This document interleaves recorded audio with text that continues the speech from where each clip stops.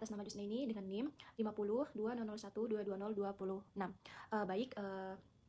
Di video kali ini saya akan menjawab dua pertanyaan dari beberapa kelompok yang ada di video sebelah sebelumnya. Ada dua pertanyaan yang disampaikan di kelompok kami.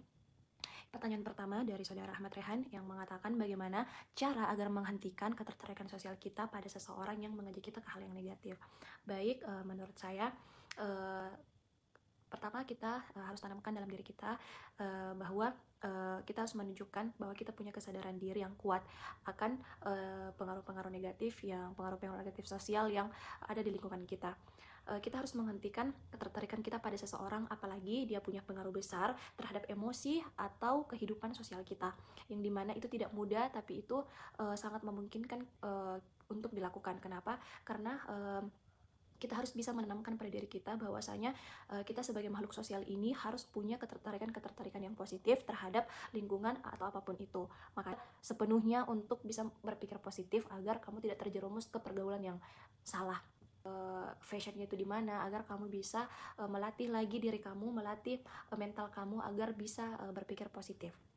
Yang terakhir, ubah pola pikir kamu tentang daya tarik. Misalnya orang itu berbeda atau membuat kita merasa hidup, ada rasa kasihan atau ingin menyelamatkan diri.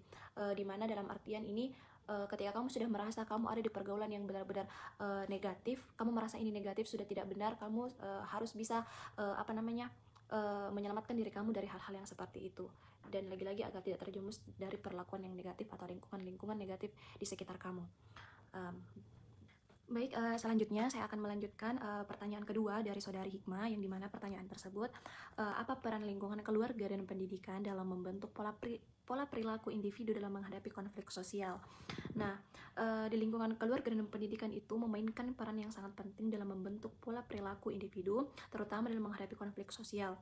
Ada beberapa penjelasan tentang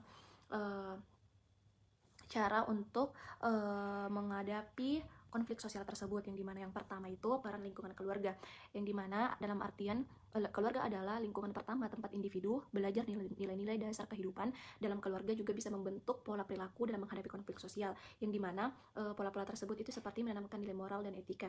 Orang tua ini mengajarkan anak bagaimana membedakan benar dan salah, serta bagaimana bersikap adil, sabar, dan menghormati orang lain. Semua hal yang penting dalam penyelesaian konflik, yang dalam artian kita sebagai orang tua harus bisa membentuk karakter anak dan bisa mengajarkan anak cara memilih mana yang baik dan mana yang salah, agar dia tidak selalu berada di konflik-konflik sosial dalam lingkungannya dan dia bisa menghadapi segala masalah yang dia hadapi.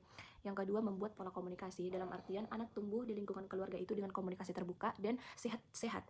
Dalam artian seorang anak harus bisa berkomunikasi secara sehat, secara baik dalam lingkungan keluarga, agar ketika ada masalah atau problem yang dimiliki seorang anak, dia bisa menyelesaikannya secara konstruktif. Baik, mungkin itu saja dari saya. Itu saja sempat yang saya jawab dari pertanyaan saudari Hikmah. Lebih dan kurangnya mohon dimaafkan.